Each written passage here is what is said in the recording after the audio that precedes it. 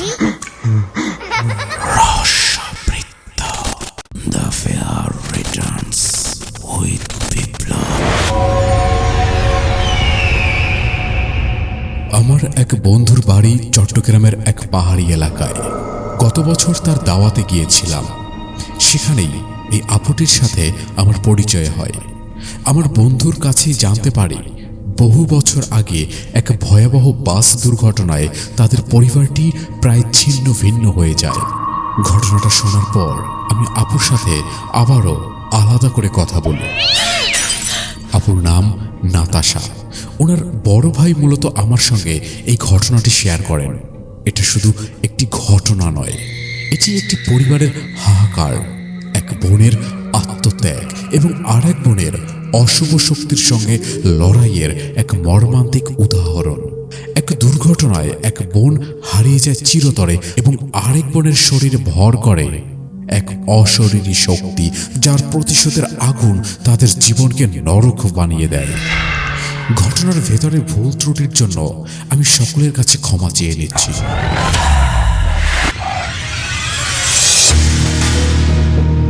কিছু কিছু সফর আমাদের আপন করে নিতে আসে না, বরং চিরদিনের জন্য আলাদা করে দেওয়ার জন্যই আসে। এমনই এক যাত্রায় আমি, আমার মা আর আমার দুই ছোট বোনের সঙ্গে গিয়েছিলাম। তখন কে জানতো যে এই যাত্রা আমাদের মৃত্যুর দোরগোড়ায় নিয়ে যাবে। আমাদের নানা বাড়িতে একটা বিয়ের অনুষ্ঠান ছিল, আর সেই উপলক্ষে অতিথিদের প্রচণ্ড ভিড় জমেছিল। সবাই অসাধারণ সাজে সেজেছিল, প্রত্যেকের মুখে ছিল আনন্দ আর উপচে পড়া হাসি। এই যাত্রাটা ছিল একটা পাহাড়ি এলাকার মধ্য দিয়ে। আমরা সমতলের মানুষ, জীবনে প্রথমবারের মতো আমরা পাহাড় দেখছিলাম। আমাদের আজও স্পষ্ট মনে আছে, বাসের জানালার পাশের আসনটা নিয়ে আমি আর আমার ছোট বোন মারিয়ার সঙ্গে কি ভীষণ ঝগড়াটাই না করেছিলাম। বাসটা এঁকে বেঁকে চলছিল আর আমাকে যেন এক অন্য জগতে নিয়ে যাচ্ছিল। দেখতে দেখতে সন্ধ্যা হয়ে গিয়েছিল, চারপাশ জুড়ে অন্ধকার গভীর হয়ে নেমেছিল। বাতাসে একটা অদ্ভুত ভারী নীরবতা অনুভব করছিলাম। বাসের সব যাত্রী, যাদের মুখে কিছুক্ষণ আগেও আনন্দের হাসি ছিল, এখন হঠাৎ করেই যেন এক গভীর নীরবতায় ডুবে গিয়েছিল।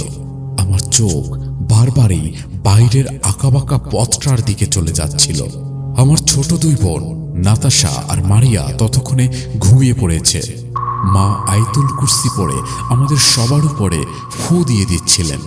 আমরা যতই গন্তব্যের কাছাকাছি পৌঁছালাম, পথগুলো মনে হচ্ছে যেন ততই ভয়ঙ্কর আর অচেনা হয়ে উঠছিল। গত 5 মিনিট ধরে একদল কুকুরের ঘেউ ঘেউ করার শব্দ বাতাসে ভেসে আসছিল। আমার চোখে ঘুমের আবেশে নেমে আসলো, কিন্তু এই বিকট আওয়াজটা আমাকে কিছুতেই ঘুমাতে দিচ্ছিল না। হঠাৎ করেই বরযাত্রীতে ভরা বাসটা একটা মোড় ঘুরতে গিয়ে নিয়ন্ত্রণ হারিয়ে ফেলল, আর প্রচন্ড একটা ঝাঁকুনিতে আমি সামনের দিকে ছিটকে পড়লাম। আমার মাথাটা সামনের সিটের লোহার সাথে সজোরে ধাক্কা খেল। তারপর আমার সঙ্গে কি হয়েছিল তার মনে নেই। যখন জ্ঞান ফিরল, তখন নিজেকে একটা স্থানীয় হাসপাতালের বিছানায় আবিষ্কার করলাম। সারা শরীরে আমার ব্যান্ডেজে বাঁধা। একজন নার্স আমাকে স্যালাইন দিচ্ছিলেন। প্রথমে আমি কিছুই বুঝতে পারছিলাম না, আমি কে, কোথায় আছি। হঠাৎ করে যেন সবকিছু ওলট পালট হয়ে গিয়েছিল। তখন আমার বয়স ছিল মাত্র 14 বছর। আমার পুরো শরীরটা ফোস্কার মতো যন্ত্রণায় টনটন করছিল। কিছুক্ষণ পর আমার মনে পড়ল ঠিক কি ঘটেছিল।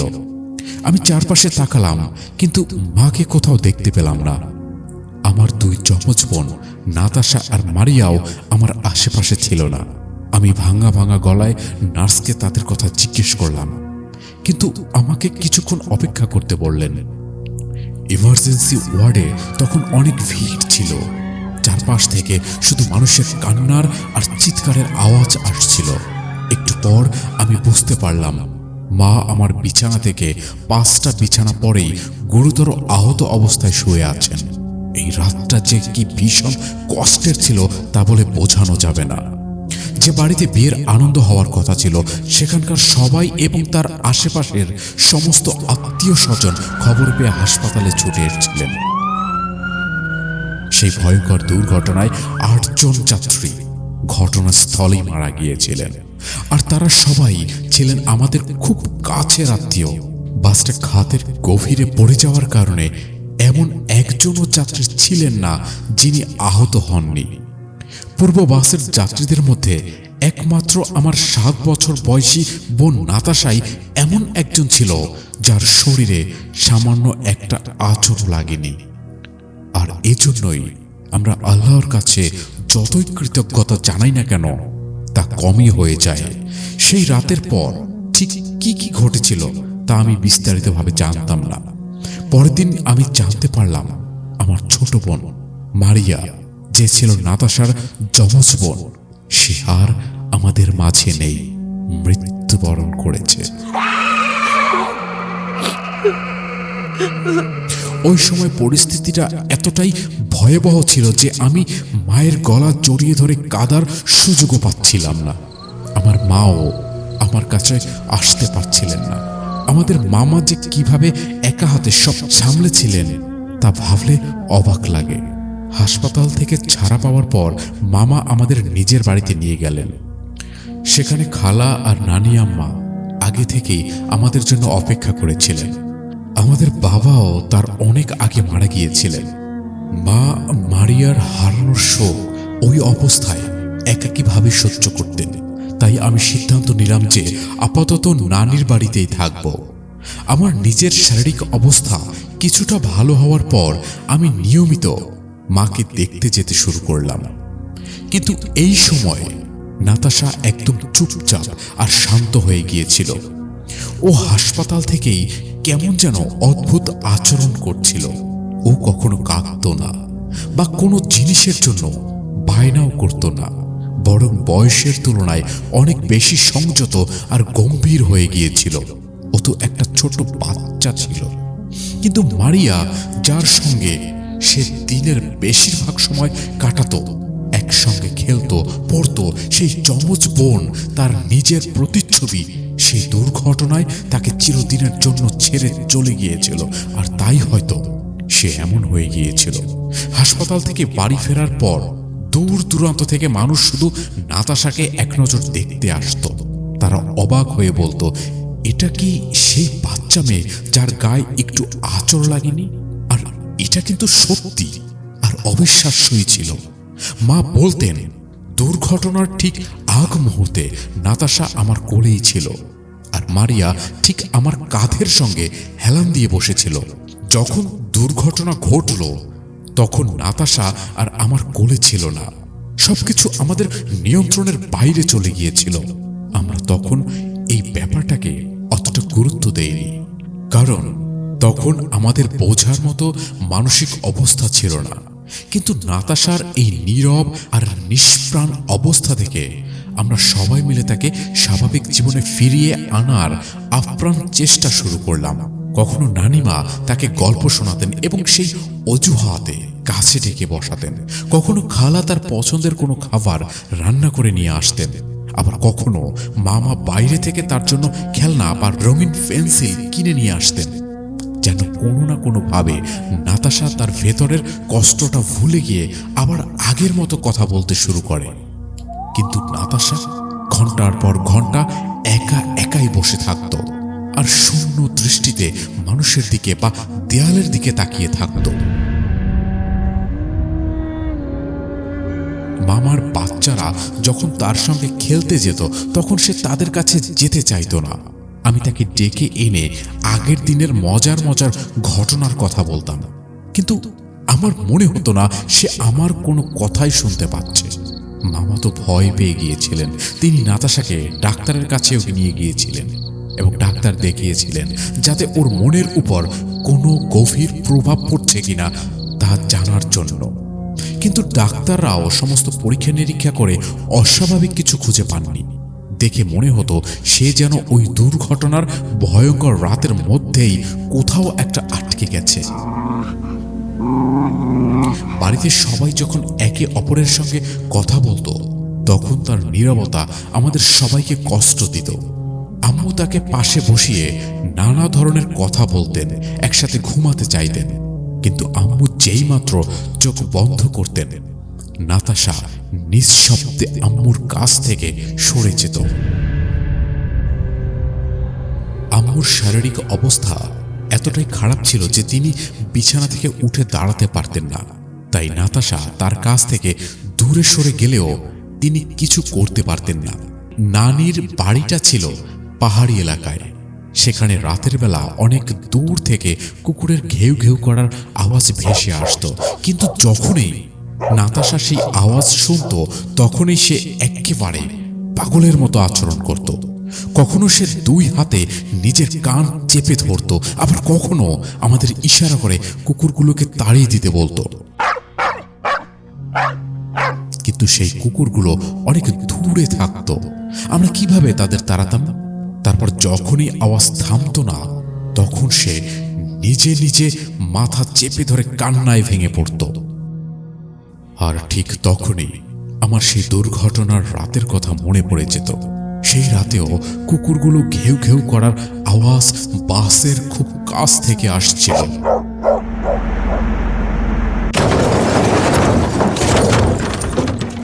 আমার মনে হতো কে জানে ওই রাতটা নাতাশার পিছু কেন ছাড়ছিল না। যদিও সে কাউকেই কিছু বলতো না আর তার শরীরে কোনো আঘাতের চিহ্নও ছিল না, কিন্তু সেই সময় আমাদের কিছু মাথায় আসছিল না। এক বোন আমাদের ছেড়ে চলে গিয়েছে, আরেকজন মানসিক অবস্থা ভালো নয়। আমার মায়ের তো কথা বলার মতোই অবস্থায় নেই, কিন্তু এই সব কিছুর মাঝেও আমার নানি কিছু অদ্ভুত জিনিস লক্ষ্য করেছিলেন।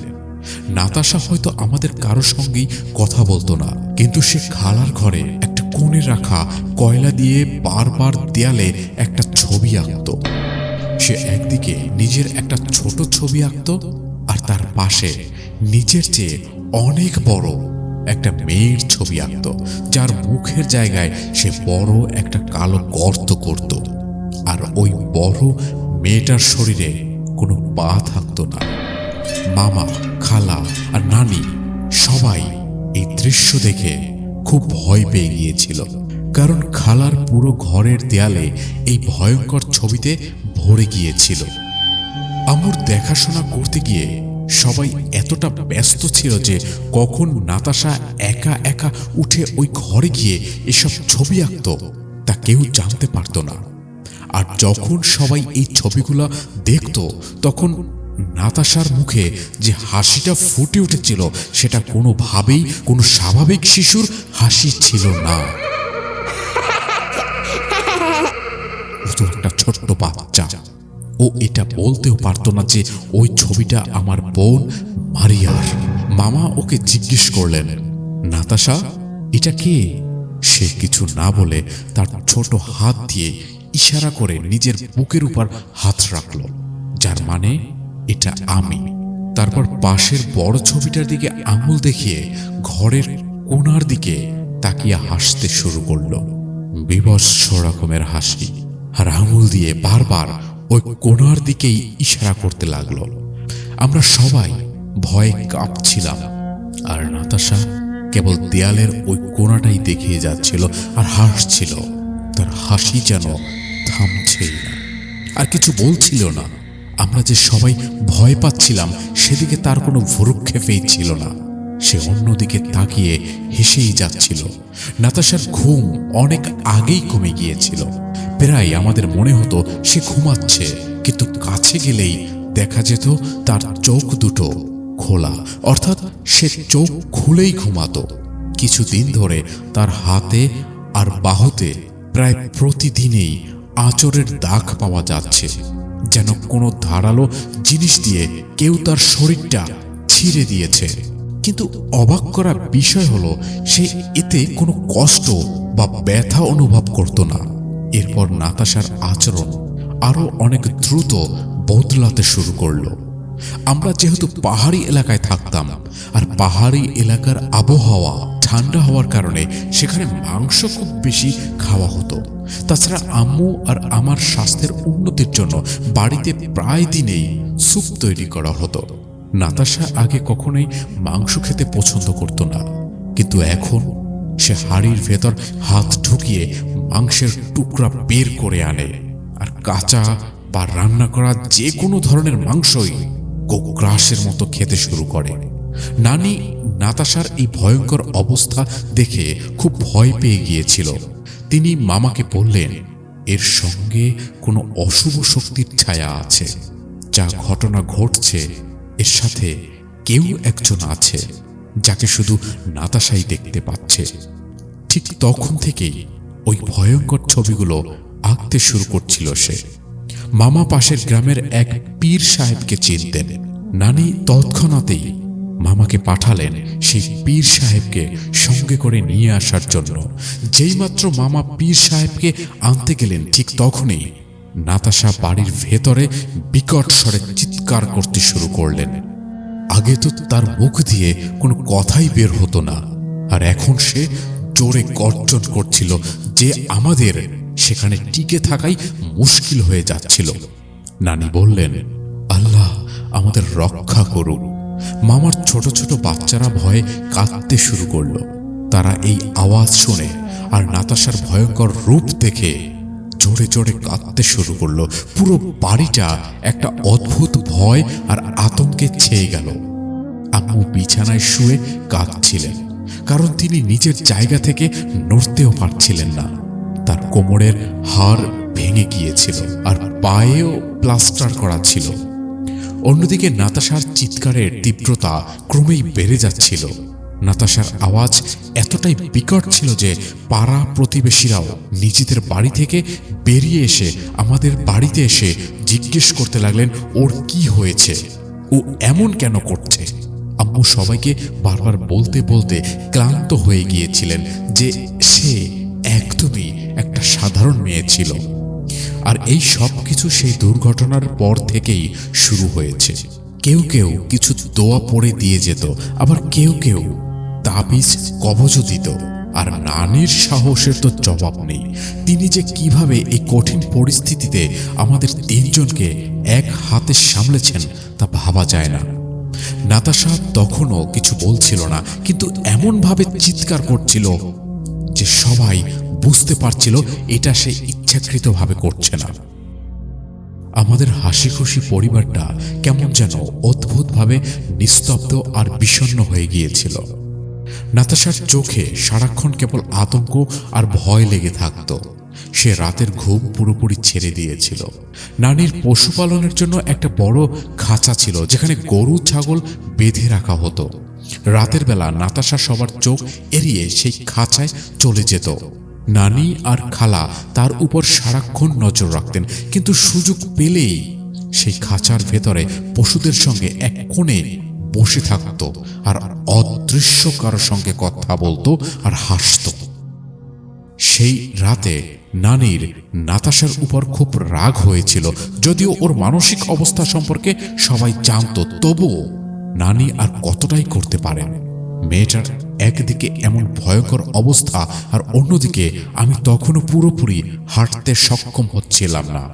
এরপর সেই রাতে নানি নাতাশাকে জোর করে কিছু বলার জন্য চাপ দিলেন, কিন্তু নাতাশা শক্ত মুখ করে চুপচাপ রইল। নানি আবার বললেন, বলো তোমার নাম কি? আমি তোমার নাম ভুলেই গিয়েছি। তোমার নাম বলো, আমি তোমাকে সেই নামেই ডাকবো। এই কথায় নাতাশা নানির দিকে মনোযোগ দিল। সে কিছুক্ষণ নানির দিকে তাকিয়ে থাকলো। তার কাছে পড়ে থাকা একটা কয়লার টুকরো দিয়ে মাটিতে নিজের নাম লিখল। নানি তার হাতের কয়লাটা কেড়ে নিয়ে একপাশে ফেলে দিলেন। আমি তো লেখাপড়া জানি না, তুমি মুখ ফুটে তোমার নাম বলো। নাতাশা হঠাৎ করেই নানির হাত ছাড়িয়ে বারান্দার দিকে দৌড়ে গেল। নানিও রেগে গিয়ে বললেন, যতক্ষণ পর্যন্ত না মুখ খুলবি ততক্ষণই বাইরেই থাকবি। রাত অনেক গভীর হয়ে গিয়েছিল, কিন্তু নাতাশা বারান্দা থেকে আর ফিরে আসেনি। তখন মামার ফোন এলো। তিনি জানালেন যে পীর সাহেবের সঙ্গে দেখা হয়েছে তার, আর তিনি কাল সন্ধ্যার মধ্যে আমাদের বাড়িতে আসবেন। নানি আর খালা তখন নাতাশাকে ডাকতে লাগলেন, কিন্তু বারান্দা থেকে কোনো সাড়া পাওয়া গেল না, কোনো রকম আওয়াজও আসছিল না। আমি বারান্দার দিকে যাওয়ার চেষ্টা করছিলাম, কিন্তু নানি আমাকে আটকে দিলেন। তিনি আর খালা একটা হ্যারিকেন নিয়ে সেখানে গেলেন। তারা বারবার নাতাশার নাম ধরে ডাকছিলেন, কিন্তু বারান্দায় যেন একটা বহু পুরনো গভীর নীরবতা নেমে এসেছিল। আমার হৃদয়টা কেন যেন এক অজানা শঙ্কায় ভরভর করতে লাগলো। এটা ঠিক সেই একই রকম নীরবতা যেটা ওই দুর্ঘটনার রাতে বাসের মধ্যে আমরা সবাই উপলব্ধি করতে পেরেছিলাম, খুব হঠাৎ করেই। কিছুক্ষণ পর বারান্দা থেকে খালা আর নানির গগন বিদারী চিৎকার শুনতে পেলাম। আমরা দৌড়ে সেখানে গেলাম, আর যা দেখলাম তা ভোলার নয়।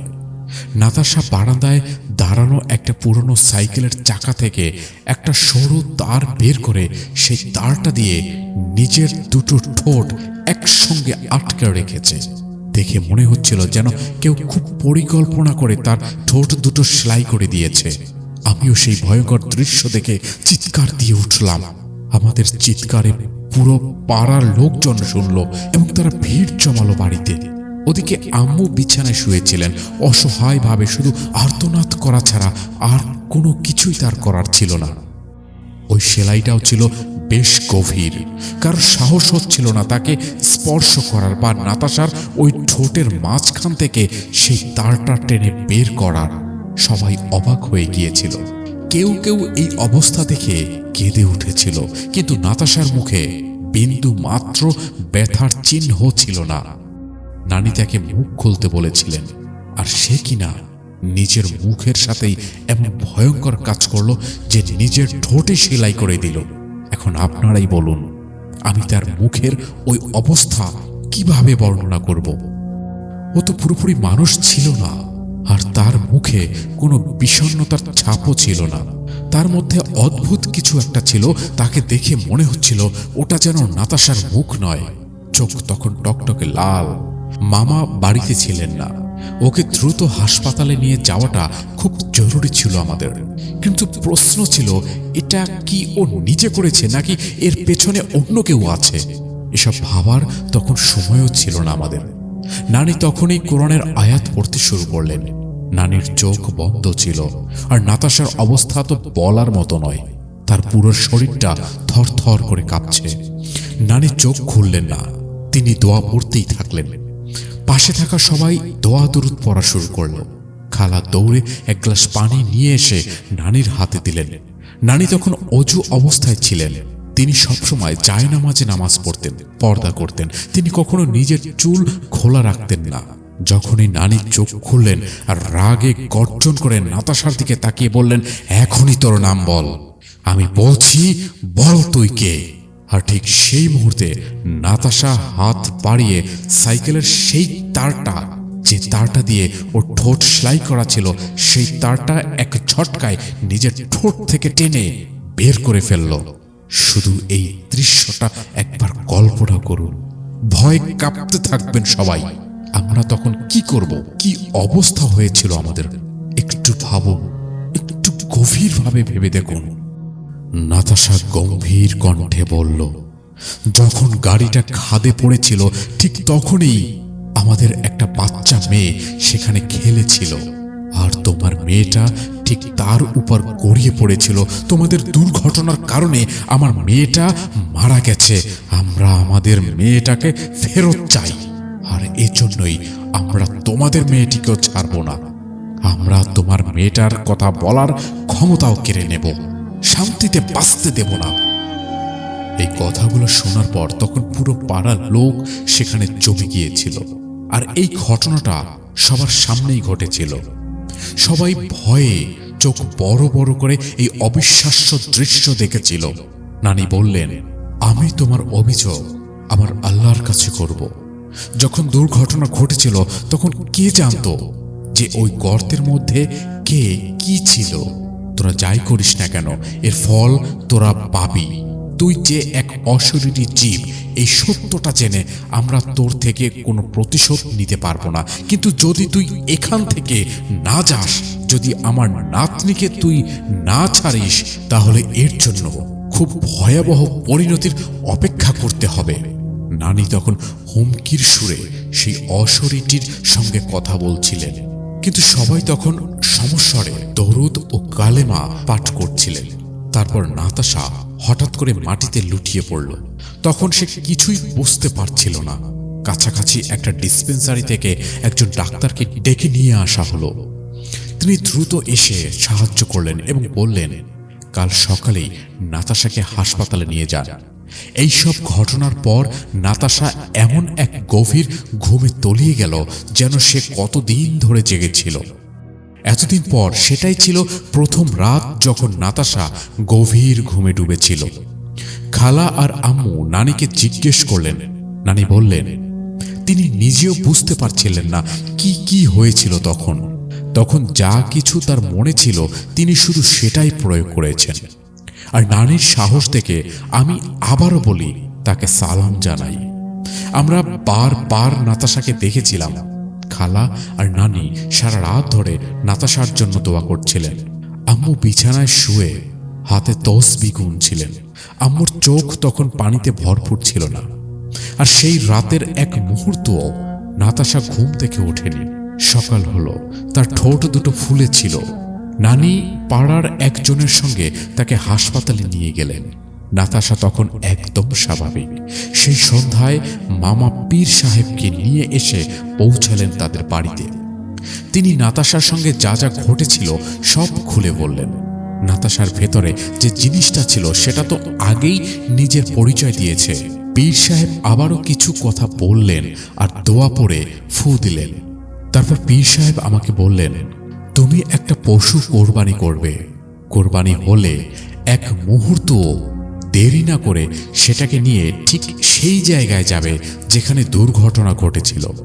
ওকে সেখানে রেখে এসো, আর একদম পেছন ফিরে তাকাবে না। তুমি অনেক রকম আওয়াজ শুনতে পাবে, চিৎকার শুনতে পাবে, পাথর ছোড়ার চেষ্টা করবে কেউ, কিন্তু মনে রেখো কোনো অবস্থাতেই তুমি পেছনে তাকাবে না। তারপর তিনি বাড়ির ভেতর থেকে একটা পশু বাছাই করে নাতাশার নামে সেটাকে কোরবানি করলেন।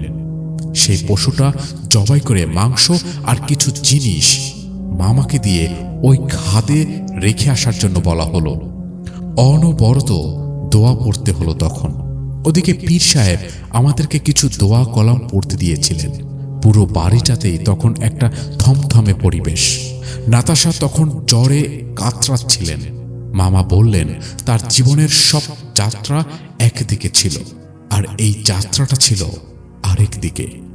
মামার কথায় এই যাত্রাটা এতটাই ভারী ছিল যে এক পা ফেলাও কঠিন মনে হচ্ছিল। আমি মোটর সাইকেলে ছিলাম, আর বারবার মনে হচ্ছিল যেন মোটর সাইকেলটা পড়ে যাবে, আর সেটাই সত্যি হলো। আমি হুট করেই পড়ে গেলাম। আমি মোটর সাইকেল যতই টান দিচ্ছিলাম মনে হচ্ছিল কেউ যেন আমার মোটর সাইকেলটা পেছন থেকে টেনে ধরে আছে। কিন্তু আল্লাহর কালামের শক্তির কারণে আমি সব জিনিস ঠিকঠাক ভাবে করতে সক্ষম হয়েছি।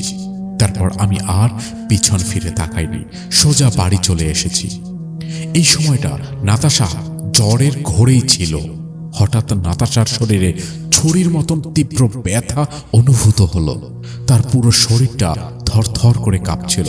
ঠিক সেই সময় যখন মামা জিনিসগুলো সেখানে রেখে ফেরত আসছিলেন, পরে মামা যখন ফিরলেন, পীর সাহেব তাকে গোসল করতে বললেন এবং জানালেন যে পাহাড়ি এলাকায় বিশেষ করে রাস্তার মোড় ঘোরার সময় এই ধরনের অশরীরী জিনিস অনেক বেশি পরিমাণে পাওয়া যায়।